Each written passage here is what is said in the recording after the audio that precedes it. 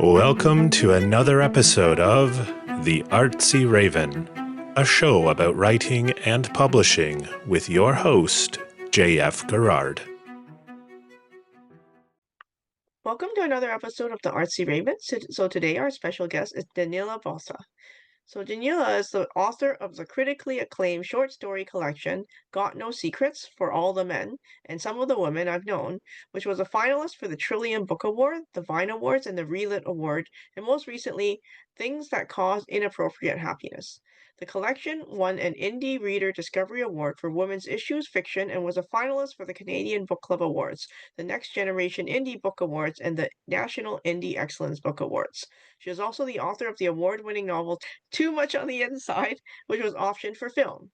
Her new novel, A Place for People Like Us, will be published in September 2025, and her first graphic novel will be published in 2026 by At Bay Press. So welcome. Thank you so much for having me. So I'm can you honored to tell be. me a little bit about your background and how you became a writer? Sure. Um, I always loved to read and I always loved to write. And even as a kid, I was always making up stories and all that kind of stuff. Um, and so my parents actually, would say that, I would just spend hours reading and making things and making up stories. And I would tell them things as if, something that had happened. They said, I love to create worlds and make that stuff up. And I had a teacher who was super encouraging in elementary school, who would talk to me about my characters like they were real people. So it was always something I dreamed of doing. But my first publications when I was 16 were in music magazines. I did music reviews and that kind of stuff, and I interviewed bands, like that kind of thing. I wasn't sure what I was gonna do because I really did want to write novels and short stories and all those kinds of things, but I didn't know how to do that. So I actually went to school in my undergrad at York originally for visual arts, because I paint and I draw. And I found out after first year that there was this creative writing program, and I wrote my first short story on the bus to get into the program. And then I got in and I was really grateful and really happy. And that story actually ended up being in For All the Men and Some of the Women I've Known. It was called Another Other. And I wrote it on the 196 bus, and it ended up being in my second short story collection. Yeah, I was writing it Yeah, the bus was swerving. This was when it was Downsview subway station before there was a transit that went like a subway that went yeah, all the way to York. Because I'm 100 years old. This was in the early yeah. 2000s. Um, Oh my God, the other day I mentor at Humber School for Writers. I'm part of the faculty. I was a student in the program too in the early 2000s. And what was so funny was the other day I was talking to one of the writers that I work with. We have amazing students, and I said something. She's like, "So I heard that you were in the program." I was like, "Yeah, yeah, it was amazing." And she's like, "When was that?" And I was like, "Oh, it was in 2005." And she's like, "Oh, I was born in 2000."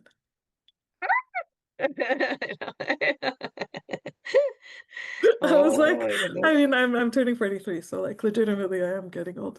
But it's just so funny. I was like, wow, wait, I don't even want Yeah, to do the math. How old is someone who's born in 2000? I know. I was like, Oh oh my wow, goodness. they're 25. I was like, wow,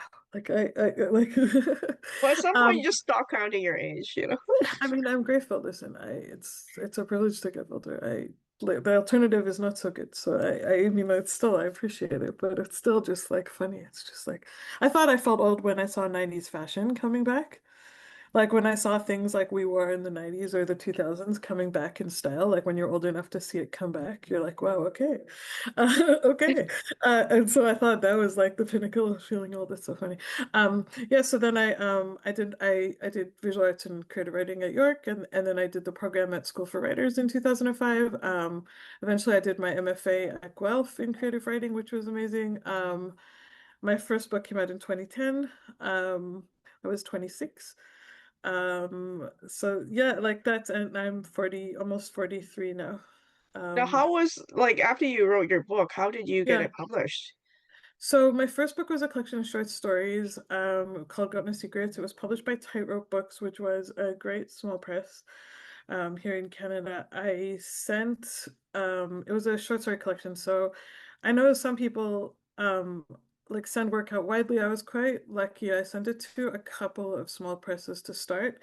And it was very lucky. They both said yes, but with Tightrope, they really seemed to understand what I wanted to do, and it just felt like a really good fit. Like I just felt really comfortable, and it felt really good. I had a great editor. I like the team. The team was really great. It was a good experience for like a first time book. I just sent it directly because a lot of with the small presses and even the medium-sized presses in Canada, you can send books directly yourself. So I did that.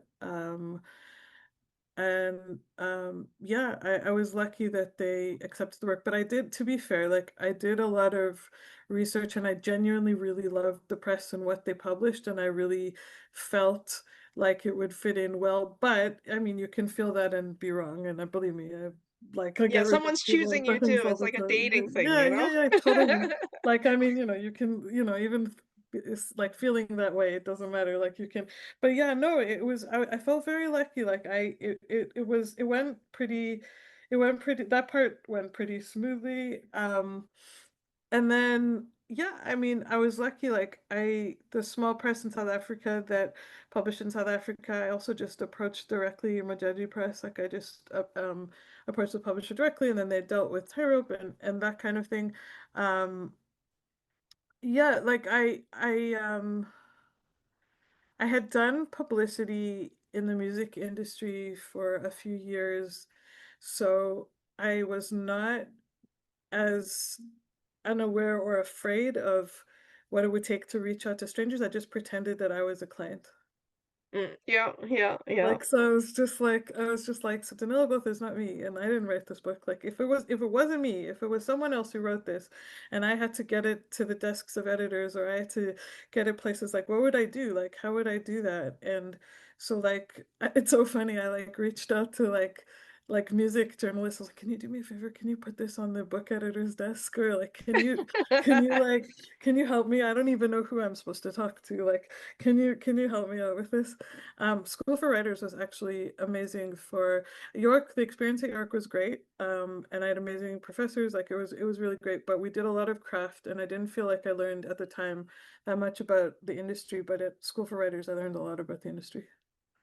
Okay, cool. So like I learned about submissions, and I learned about like cover letters and comps and all those things that like I really had no idea about. And those things change all the time too. So you can know it for that year or for that quarter of the year, and then it changes. And like now everybody's talking about romantasy. I'm not even sure what it is. Like people, like it sounds cool. Like I would read it, but like I have no idea what the conventions of the genre are, or what exactly like when there's so many trends all the time with this stuff, but um I found um community and community events and programs at school and all those things so helpful for meeting other people and talking to people, and joining writers groups was hugely helpful. Some of the friendships and relationships I have with people from then are still my close friends and early readers today. These things are so amazing and supportive and important. Okay, now you're a pretty busy person. We were speaking a bit earlier. So how do you balance writing with your life? Like how do you like do you have any writing habits or anything like that? Um, I write, I try to write every day, and I try to read every day. The truth is that I really love writing, and I really love to do it, especially short fiction. I really love it. You cannot have a bad, I'm telling you, you can't have a bad day when you're writing a short story. It's just not possible. Like it just brings me so much joy and so much like happiness. Even editing a paragraph makes me happy. Like I love, and I feel out of sorts. Like I feel like I'm not myself if after a few days, if I haven't been working on a short story, I get squirrely. Like I don't feel like myself. Um, and the same with doing illustration stuff or doing other things. Like I just don't feel like myself. I don't have, because my kids are young, but my older two kids are in school, so that's very helpful. No, really, it's Yes. very helpful. We have Very babysitter who helpful. helps us with our baby, because there's just no way. Also, since COVID, like my husband and I are both like sort of doing hybrid stuff. Like some days we're at home and some days we're not. So we take turns with things, and that way like we divide these things. But I think before I had kids, I was a late night writer. Hmm. my natural state of writing is at night. Like I love the hours of like 11 o'clock at night to like 3 in the morning or 4 in the morning. Like it's just such a quiet, Hmm. beautiful time when nobody asks for anything and you can totally focus on work.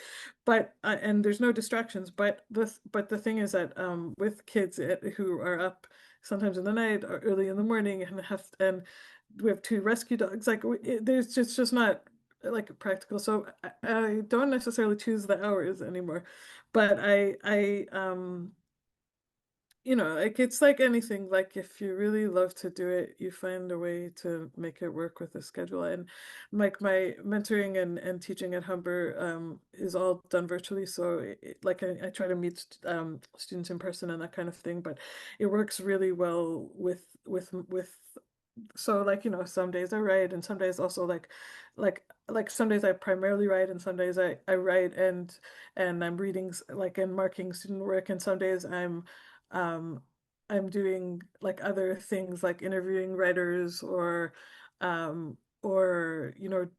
don't do tons of reviewing, but like I just reviewed an amazing book. Sadika Demir's book is amazing. Her new book is amazing, and I just did a review for that. Like I like if I like I dedicate different hours and days of the week to do these things. Otherwise, like I just wouldn't be able to do it. And then also all the promo and publicity stuff. Yeah. Like I have to advocate it. Like you have to delegate times of the day to do things. Otherwise, like you could just you're like, oh, like I'm not doom scrolling on Instagram. I'm doing necessary research. Or like like you have to. Otherwise, like you just, especially actually with research. I don't know if this happens to you too, but like I start tangentially researching something that could be related to something I'm writing.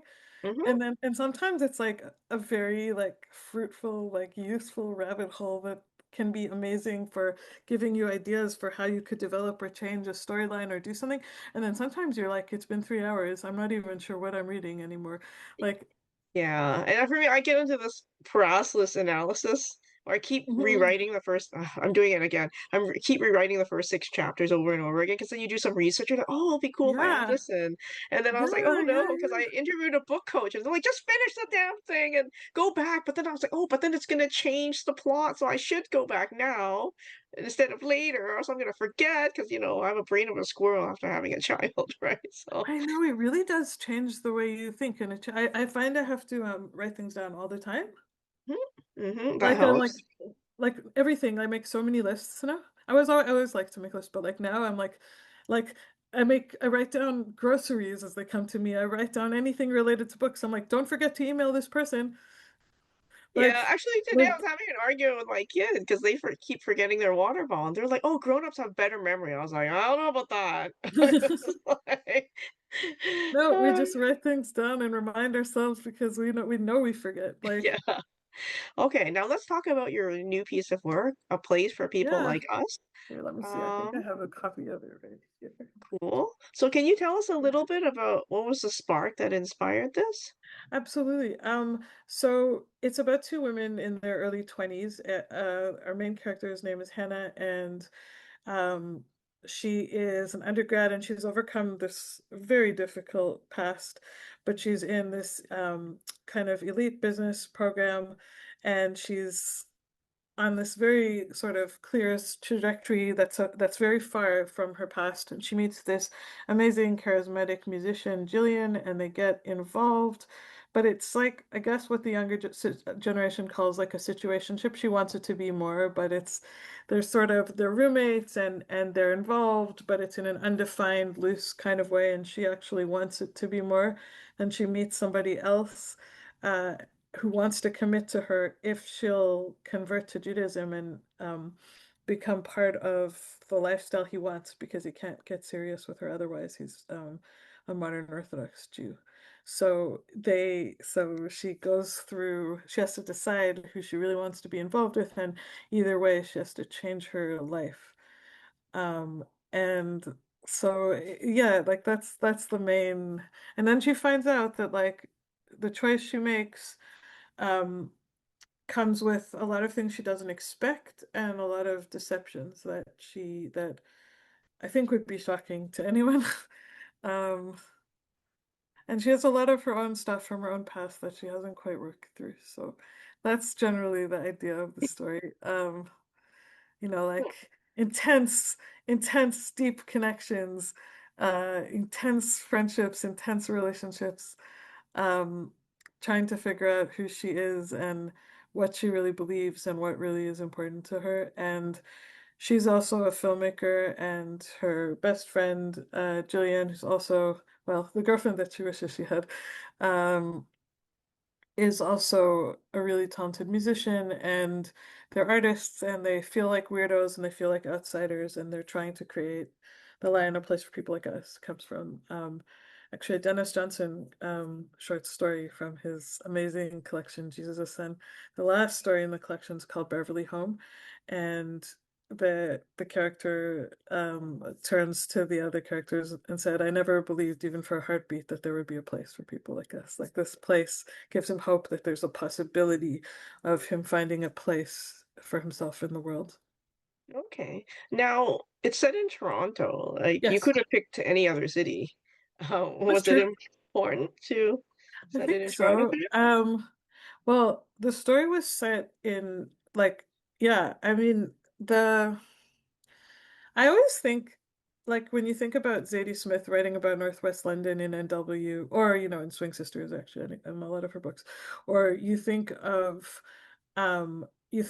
like the way so many writers, like Paul Auster, like all these amazing writers write about New York, and they write about London, Yeah. and there's not enough epics written about Toronto. Toronto's a great city, and Toronto has so much personality and character and so many different cultures and ethnicities and religions. And so part of the story that's set within the Orthodox community is set between Bathurst and Lawrence and Bathurst and Glencairn in Toronto. So it felt like it had to be there. And then Hannah and Gillian's university is actually a little bit based on York University. I didn't name it York University, like I didn't specifically talk about the neighborhood, but the sort of like urban jungle feeling of like the buildings and like and it's supposed to be boring, but Hannah looks around at the sort of suburban nature of it and thinks like this is actually weirdly comforting, like because she comes from such an unstructured, chaotic background that there's something strangely comforting about it to her. And then it was really fun to write about King Street and Queen Street and the art scene and like downtown Toronto. I lived downtown for years, and I love. I mean, I love Toronto. Like Yeah. in my other novel, Too Much on the Inside, Queen Street was like the fifth character in the story. Like Toronto always features large in Yeah. the things Yeah. that I love Toronto, yeah. Cool. Now, can you share one small detail from the book's creation process or the book Sure. itself that stood out to you? Any memory that you'll remember? Of writing the book. Hmm. I had ideas of what I wanted to do without necessarily having like the earliest scene that was written in the book was a scene that actually now is much later in the story, which is where Hannah gets off the subway, and she's dressed like an Orthodox Jew. She's wearing like a sheitel, which is like a wig, and like all this modest clothing, and she like ducks into a Starbucks and like takes it all off, and then she has this feeling of the sun and like the wind, and her hair is like moving in the wind. And that was the very first thing I wrote, this feeling of like illicit escape in a physical sense, and then sort of then going back and ducking back into their life. And originally that was the opening scene of the book. Now it actually comes much, much later in the story. But I don't usually start with an image. I usually start with voice. But No. I wanted Hannah to be someone who could be easily swayed by the views and strong feelings of other people, and who had a more porous sense of self. Mm-hmm.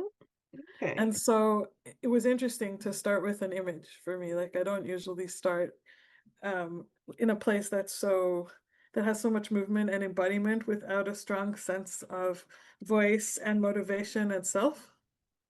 So Okay, cool. it was different for me, and she was a harder character to write for that reason, but it was really fun. Okay, now many writers say awards can't be motivation for writing, but they can open doors. So Yes. since you won so many awards, what's your perspective on this? They're very kind. I don't know, we have no control over reception. It's the same as reviews. I'm so Yeah. grateful for good reviews. I'm so grateful. Like we just got the indie the forward reviews did a really nice review of A Place for People Like Us, which I just saw this morning, and I'm very grateful to Heather Wood, my amazing publicist, and to Guernica Editions. But you really can't control this stuff. Like it's the same with like you have no idea how many like lists you don't make Yeah. or how many, you know what I mean? Like Yeah. I remember though with God Knows Secrets, which was my first book, we didn't make any awards list, like none. I don't think we got nominated for anything. But I got the nicest email from Douglas Glover a couple of years later because I contributed to Numero Cinq, which is his literary magazine. He's such a great writer. He wrote Elle and all these great books, but he's also such a kind person. And he's like, I just want you to know, I was on the jury of Danuta that year, and I really loved God Knows Secrets, and I really, really batted for your book, but you had to have 2 out of 3 judges for it to make the shortlist. And Yeah. I just want you to know I really tried. And no one's Oh, ever said that to me before, and it made yeah. my day, and it was like the nicest thing ever. Because if you hadn't told me, I never would have known. Yeah. Yeah. Oh, that's really nice. Yeah, and also it's so nice. It was so generous. And when you sit on juries yourself, like I was on the jury for Danuta in 2023, which was amazing. It was such an amazing experience. And I've done like, I've judged other things.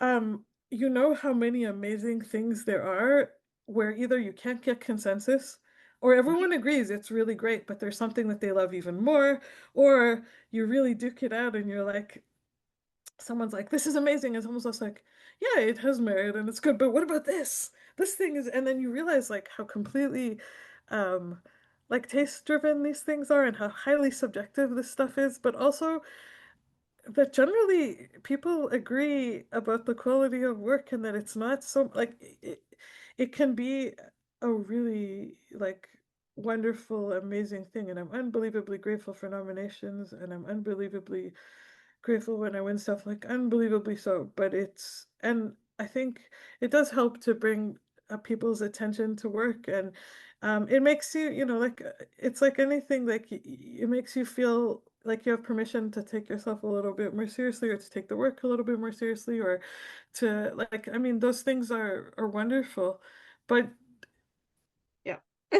like you can't like you just because it's like any kind of reception, like I mean, like all you need to do is like see a 5 paragraph 2-star review on Goodreads. Someone took the time and wrote five Mhm. paragraphs Yeah. before they Yeah. hated something, and you're like, well, like no, I mean, because it's all valuable feedback, and it's all like someone can love it, someone can hate it, but if they take the time to engage with the work, that's really kind. And I've definitely been in the like the other position where you're like, I just want someone to read it. I don't even care if they hate it. I just want to have readers. Like, Yeah. I just And want people sometimes, like, to yeah, I feel think like, about the bad reviews more than the good reviews because you're of like, oh, course. I have to fix that for the next one, or whatever.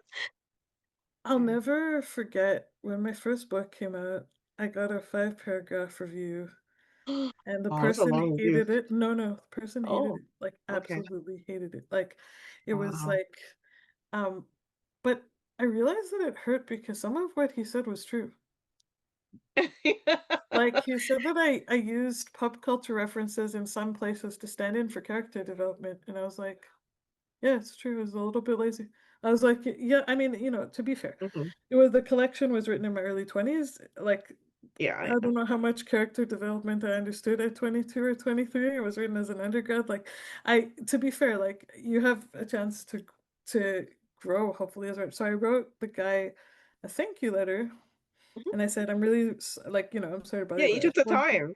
I was just Yeah. like, listen, you put a lot of time and investment for something for your personal site that you didn't get paid to do and you were very thoughtful, and Yeah. I don't agree with every single thing you said, but I agree with a lot of what you said. Like, and if people, I appreciate the reviews for the first book, thank God, were really good, but like you can really learn if the person does it thoughtfully, you can really learn from these things, and it takes a lot of time and effort and commitment to do this kind of stuff. And I just want you to know it really means a lot to me. And I hope you don't hate my next book, but I hope to have a career doing this. And if you do, I hope I can learn from it too, just like I could with this. And he was like, no one's ever written me a thank you letter for a bad review before.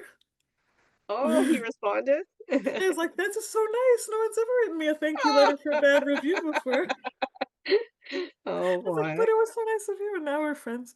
Like, Okay, cool, cool. not friends, like, we're Yeah, friendly, yeah, like yeah, we see each other, yeah. that, Online like, friends. Yeah, yeah. yeah, or like we Now, see each other at literary events, and we're like, hey, yeah. how's it going? And like, hey, how are you? Like, it's very like, but because it's a small community, right? Like Yeah. everybody knows each other, and and I think that sometimes people I think just like also being professional really helps in these situations. Like people, Yes, yes, apparently people, definitely. because yeah, he was telling me like people have yelled at him, like people have, which I can't believe. Like he's just doing his job. Like Yeah, like people are like they're just doing their job. Like yeah. they don't have, and it's impossible to like everything. I think it's brave. Like I think I only review though if I really love something, because I want to like because I want to be collegial, and if I know how much it can hurt someone, and it's hurt me. Hmm? Like no, I'm talking about this. Like this was not like that. I mean like there was once a review of one of my books where it was like I was like, did I accidentally insult this person? Because it feels personal. It feels like they Yeah, hate me or something. yeah. Like I was like, it's fine. I mean, did I like do something to this person? Like it's sometimes the best reviews, if they're bad, are ones you can learn from, and the worst are like when you're like they really hated it, and I'm not exactly sure what I could have done differently, or like how I can any of this is usable, or like what I can do with this. Cool. Now, What I if mean is like if you think too much about reception, whether it's good or bad, you can go yeah. crazy as a writer. Like I Oh, try definitely. not to like Okay, well, that's a good piece of advice for new writers. Now, for your oh, students, like, do you have any advice that you keep giving over and over again to some of them, or? um nobody knows the story that you want to tell better than you. So to Okay. have confidence in the story that you want to tell, and if everything, I always remind them that all my notes are track changes, so you can accept, but you can also reject. I just want to know why. I just want to have a conversation about it. But I think it's really important to have confidence in your own voice as a writer, to be open to and receptive to feedback, but also to know that your instincts are the right ones as a writer.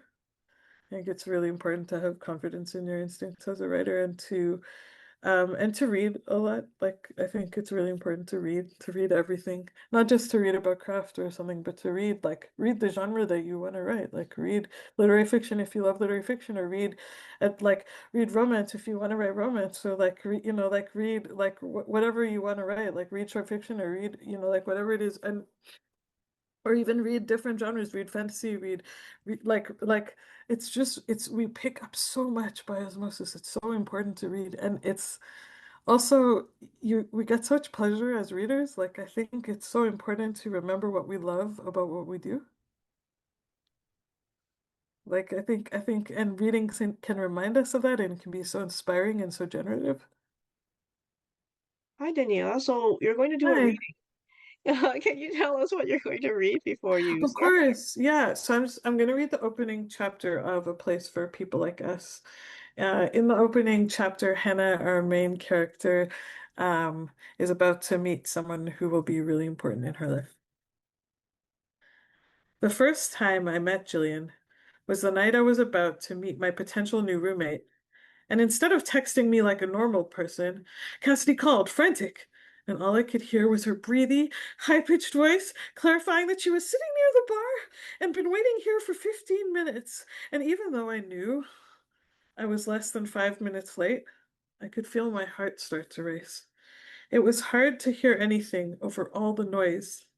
The people behind me yelling their orders above the blaring speakers at the bar, the band who was sound checking on a small stage in front of them, white stripy garage rock like it was 2006 instead of 2016. I edged closer to her and heard the metallic scrape of her Coke Zero against the graffitied wooden table. Cassie looked exactly like she did on Instagram. Sandy blonde curly hair subdued in a ballerina bun, with a few loose ringlets framing her heart-shaped face. Glowing skin, No makeup except for a little mascara and lip gloss, a pink hoodie, and black high-waisted jeans that made her look like a fit suburban housewife with 2 kids, instead of a 21-year-old third-year undergraduate like me. Look, I've got to go soon, she said, tapping the dusty table with her phone, like she was Judge Judy condemning a particularly unskilled criminal. I have to get up at 5 a.m. every morning to run. She repeated the words partial athletic scholarship 3 times. Would have made a great drinking game, if only I still drank, and she had even the tiniest sense of humor. Her phone case was full of gold glitter that moved around when she shook it. She wanted to show me photos of the extra room in her apartment. I leaned over, and from what I could see, it looked clean and bright, with a decent-sized window, but it was definitely small. She said she had an extra futon and a bedside table, so I didn't even need to bring my sidewalk-scored, half-damaged IKEA crap with me, which was an extra bonus. Her parents paid the rent, she told me. But if she rented out the other room, she got to keep some of it, and her dad was impressed with her entrepreneurial spirit. She liked that I was a business major in one of the elite programs everyone knew was hard to get into. It was weird going to school in the most expensive building on campus. Webb Gallagher had intimidating marble floors and gold lettering, its vast open spaces filled with bright light and office building-like chairs and tables. Cassidy had no reaction to my double major in film. We were both trying to act like we weren't desperate, even though school started again in less than a week. Jen, Cassidy's old roommate, was a faster runner, and when she found out she got a full track and field scholarship to Purdue, she ditched Cassidy without a second thought. She turned out to be the worst kind of friend, Cassidy said, cutthroat and so inconsiderate. So I decided I'm never going to live with a friend again. This is a business arrangement, right? So we're going to get along, but it'll be easier to have boundaries. She pulled up a contract on her phone. I just need you to read this and initial here. Took a deep breath. The kids I babysat loved the Little Mermaid movie, and I felt like Ariel signing my voice away for the vaguest potential of happiness. I knew I couldn't spend another second in the messy revolving door communal artist house I'd been living in, no matter how cheap it was. For one thing, it was almost an hour from campus. What started out as interesting and relaxed quickly started reminding me of my childhood. Officially, there were 4 music majors from my university who were in a band together, along with the lead singers and drummers' girlfriends. They were called Shut Your Eyes and See, which was apparently a James Joyce quote, and they sounded like a cross between the National and the Arcade Fire.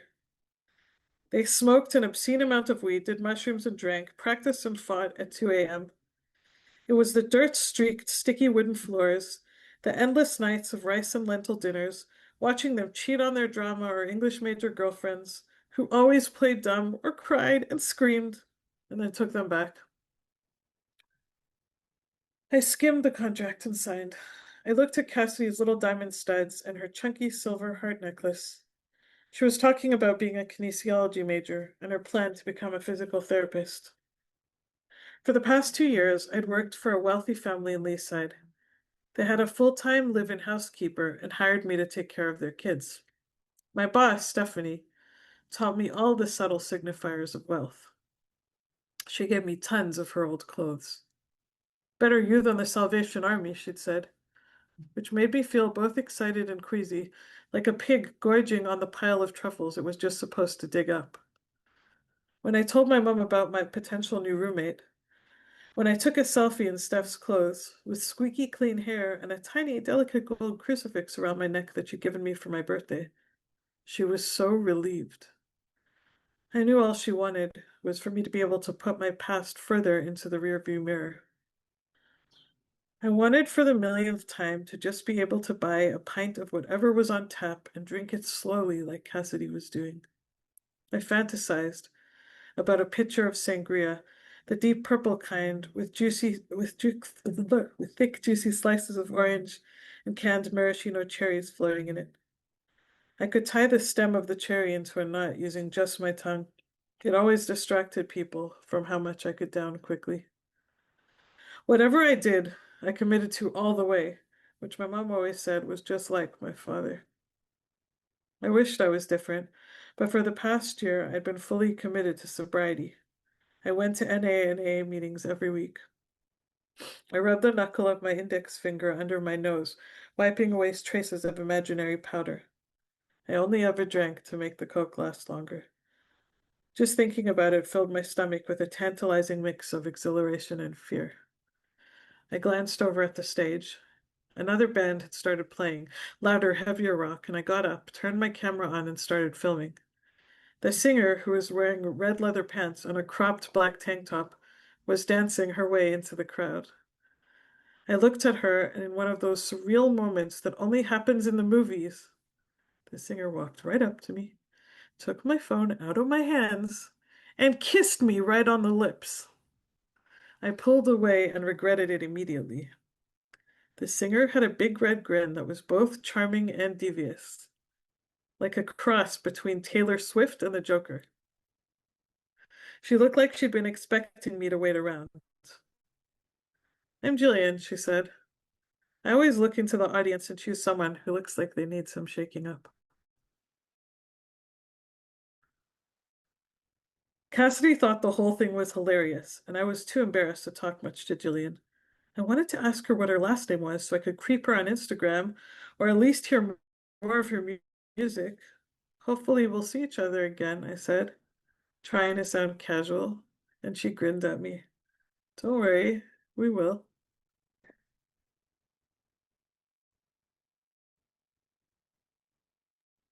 Oh, thank you very much for taking the time to be with us.